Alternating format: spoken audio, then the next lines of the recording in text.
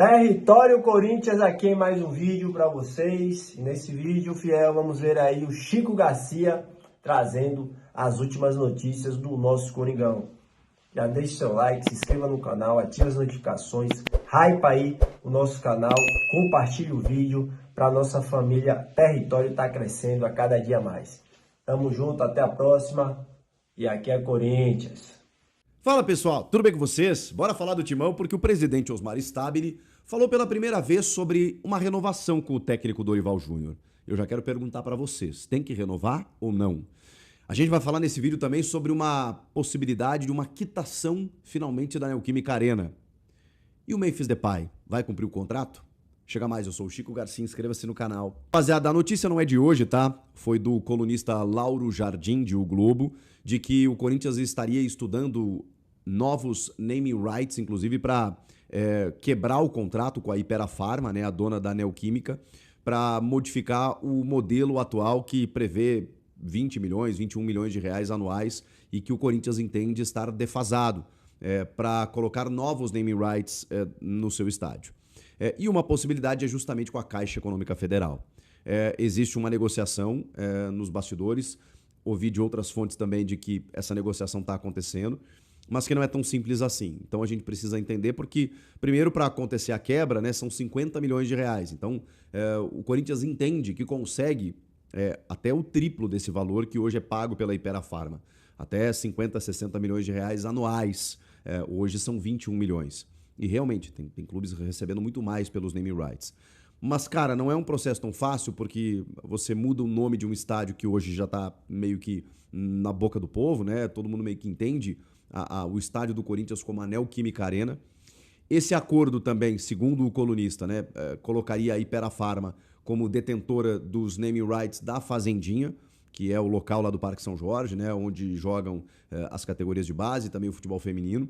E aí teria um naming rights lá numa espécie de compensação dentro da negociação, mas aí, obviamente, né, a Caixa seria dona dos naming rights e com isso, né, teria um plano de quitação da arena para que o estádio fosse efetivamente do Corinthians. Hoje a dívida está em 675 milhões de reais. Sobre isso, preciso falar da vaquinha da Gaviões da Fiel, que, cara, infelizmente ela foi muito aquém daquilo que se esperava, né? Não vou dizer que foi um fracasso, que foi muito ruim, porque eu participei muito, né? Você sabe, a minha esposa era embaixadora do projeto, né? A Mila Alves, e a gente fez algumas lives juntos, né? E a gente fez alguns vídeos de engajamento, de brincadeiras, né? Para que eu fiz algumas apostas com ela para poder doar, para incentivar as pessoas a doarem, né?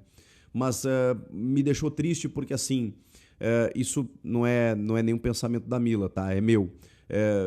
Porque eu vi o trabalho dela, eu vi ela divulgando na rede social, tentando tudo mais, vi outros influenciadores. Ela foi uma das mais engajadas, assim. E me deixou triste porque o clube não abraçou. E isso foi visível, né? Alguns jogadores, inclusive, foram tratados como embaixadores, como o próprio Romero, e o Romero sequer falava sobre isso. Outras celebridades, né, pessoas com grande poder de influência, não falavam sobre a vaquinha. E aí eu entendo, né? Tento entender, né? Tem uma questão de, poxa vida, a gente está tentando corrigir um erro que não foi a gente que cometeu. Claro que não foi o torcedor não tem nada a ver com isso. Seria fantástico o torcedor carregar, né, a dívida, entregar para o clube e dizer, ó, pagamos, está aqui. Mas também a desconfiança do torcedor nessas gestões, né, que comandaram o clube nos últimos anos fez com que muita gente corresse, né, de destinar qualquer tipo de dinheiro. Não é simples, né, você doar qualquer tipo de valor que você sabe que não vai ter retorno.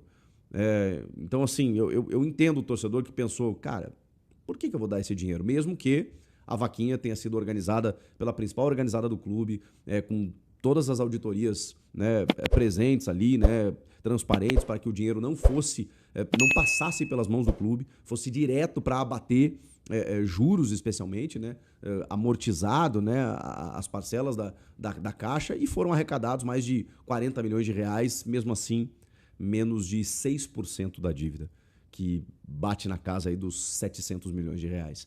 Então, se você pensar, pô, uma torcida, cara, doou 40 milhões de reais, não é pouca coisa, não. Mas, infelizmente, a dívida era muito grande. E o torcedor, mesmo que o Corinthians tenha muito, ele não teve crédito, né, nas pessoas que hoje gerem o clube. hoje e ontem, né? Para poder destinar qualquer tipo de valor. Então, infelizmente, ficou muito abaixo. Inclusive, a vaquinha ela teve um fim antecipado. Essa vaquinha, cara, e assim, posso falar para vocês nos bastidores assim que rolou até um certo constrangimento, assim, sabe? Porque muita gente defendia a causa, queria, e o clube não abraçava, cara. O clube não, de maneira alguma, falou, não, vamos lá, vamos ajudar, vamos quitar e tal. O clube não falava sobre o assunto. Então, assim, não tem como, né? Não tem como. O torcedor não sentia veracidade, sei lá, ou confiança para poder investir, e o que é uma pena, porque era um projeto sério, que se houvesse realmente a arrecadação suficiente, o Corinthians hoje teria um estádio. Mas, claro, eu não estou nem cobrando isso do torcedor, seria muito difícil, é um valor muito alto a ser arrecadado. E não é uma conta que o torcedor tem que pagar. Mas, enfim, foi um projeto bacana e que, infelizmente, não aconteceu, mas também por conta de todo o contexto que vive o clube atualmente. E é uma campanha que ela foi prorrogada até o final do ano e que foi interrompida abruptamente na noite dessa quarta-feira, inclusive, no dia 26, né? No dia 26, na noite dessa quarta-feira, às 11h59. E segundo me falaram, a prorrogação ela teria acontecido só até o meio do ano. E muita gente entendeu que seria até o final do ano. Então, quando eles entenderam que houve uma divergência, eles decidiram encerrar. Então, assim, muito mal feito, né? É uma pena. Uma pena porque a ideia era muito boa. Vamos falar sobre Dorival Júnior, que eu sei que vocês querem falar sobre o Dorival. Cara, o Dorival, eu não tenho uma opinião formada ainda, de verdade. Eu não tenho uma opinião formada. Talvez vocês tenham.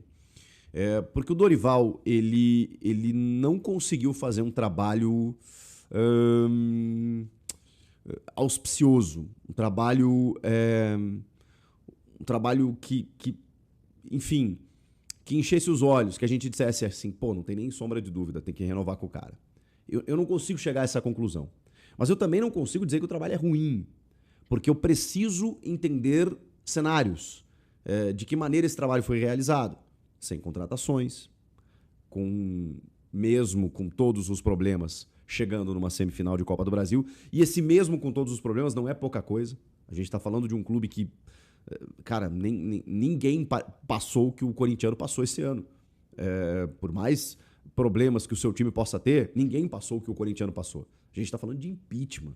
A gente está falando de uma dívida de quase 3 bi. A gente está falando de presidentes que estavam há poucos meses sendo denunciados no Ministério Público, com investigação da Polícia Civil. Então, assim, a gente está falando de problemas gravíssimos. Reforma de estatuto. Com... eu ia dizer canetada, né? Não é... Como é que fala? Não é carteiraço, enfim, mas...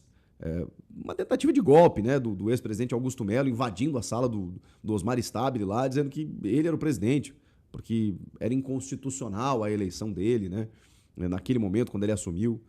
Cara, uma série de problemas, assim. E óbvio que isso chega no jogador, no vestiário, no torcedor, no clube, na comissão técnica. E o Dorival teve que lidar com tudo isso. Agora, o investimento que o clube faz não é pouco, não é baixo. O elenco, a gente pode questionar. Mas aí a gente tem que entender se esse investimento foi bem feito ou não. Mas o investimento é muito alto para o clube estar ou numa zona de quase rebaixamento ou para pegar no máximo uma Sul-Americana. De chegar no nível dos 45 pontos, faltando 3, 4 jogos para terminar o ano. É muito pouco. É muito pouco. E se ganhou o Paulista esse ano, não era com o Dorival. O Dorival chega depois. Então, assim... mas é um Dorival que leva o time até uma semi da Copa do Brasil. Se ele ganhar a Copa do Brasil, mesmo que no Flamengo ele tenha vencido e tenham demitido ele, ou não tenham renovado com ele, eu acho que naturalmente ele acaba permanecendo, porque ele ganha uma moral absurda, né? Ganhar uma Copa do Brasil, olha, no meio de tudo isso, terá sido um feito. Independentemente da forma, terá sido um feito. Agora, se ele for eliminado pelo Cruzeiro, não tem como. Aí vem o pacote, né? Vem o pacote de uma campanha no Brasileiro muito irregular. Inclusive, de muita oscilação e dos jogadores jogando alguns jogos bem, outros muito mal, e isso também está na conta do técnico, né? Eu sei que tem muito jogador ali que se acomoda, mas... E o comandante? E o treinador? Serve para quê? Para fazer o plano tático, mas também ele precisa mobilizar o grupo de jogadores. E não me parece ter conseguido em vários momentos do Brasileiro. Então essa análise ela vai ter que ser feita ao final do ano, não tem como. Mas o Osmar Stabile, diferente de mim e você, já tem a decisão dele. Porque nessa entrevista, né, que a gente falou até no vídeo de ontem, sobre outras questões que ele abordou lá no lançamento dos sorteios da Copinha, ele usou a seguinte frase sobre o Dorival. Tenho que respeitar o técnico que está hoje, que é o Dorival. Ele é o técnico que está trabalhando conosco, está atendendo às expectativas dentro das possibilidades. E é o Dorival que continuará conosco. Entendo que ele deve continuar para o ano que vem. Acho que não há margem para discussão. Pode ser um discurso protocolar, mas cravar com tanta firmeza assim, e entendo que ele deve continuar para o ano que vem, tá mais do que claro, né, gente? Que a pretensão do Osmar Stabile, que tem um transfer ban para resolver, que tem outros problemas para resolver, é de continuar com o Dorival. Na mesma entrevista ele foi questionado sobre o Memphis e ele disse que a informação que passo para vocês é que vamos cumprir o contrato do Memphis Depay da forma como está hoje. Não temos por que conversar sobre distrato com o Memphis. Muita gente especula, né, por conta dos altos valores, mas o Stabile não refuta esse tipo de coisa. Depois, é óbvio que vai precisar repensar muita coisa, né? A maneira como hoje está o contrato do Memphis, e olha que eu defendo o Memphis pra caramba, é muito danosa para o clube pela condição atual do clube. Então, o Memphis tem contrato até o meio do ano que vem e depois disso não deve renovar, a menos que ele aceite reduzir muito a pedida. E não vai fazer isso. Não vai fazer isso porque acho que o contrato já foi bem generoso com ele. Ele fazendo os seus golzinhos lá na seleção da Holanda, visando uma Copa do Mundo, e vai ser bem o período da Copa, provavelmente ele vai conseguir algum clube para se colocar no segundo semestre do ano que vem. Mas isso é mais para frente, né? Vamos mirar janeiro aqui, que é o que está mais perto da gente. E, segundo o Stabile, o Dorival deve continuar. Você já tem uma definição sobre isso? Quer pensar mais? Se ganhar a Copa do Brasil, beleza? Ou você já tomou sua decisão? Vai ou não vai? Quero ouvi-los. Tô curioso. Comenta aqui, inscreva-se no canal. Eu volto na próxima. Tchau. É isso aí, fiel. Esse foi o vídeo. Já sabe, né? Deixe seu like, se inscreve no canal, ativa as notificações, dá aquela hypada, deixe seu comentário também, que é muito importante. Até o próximo vídeo e, como sempre, vai Corinthians!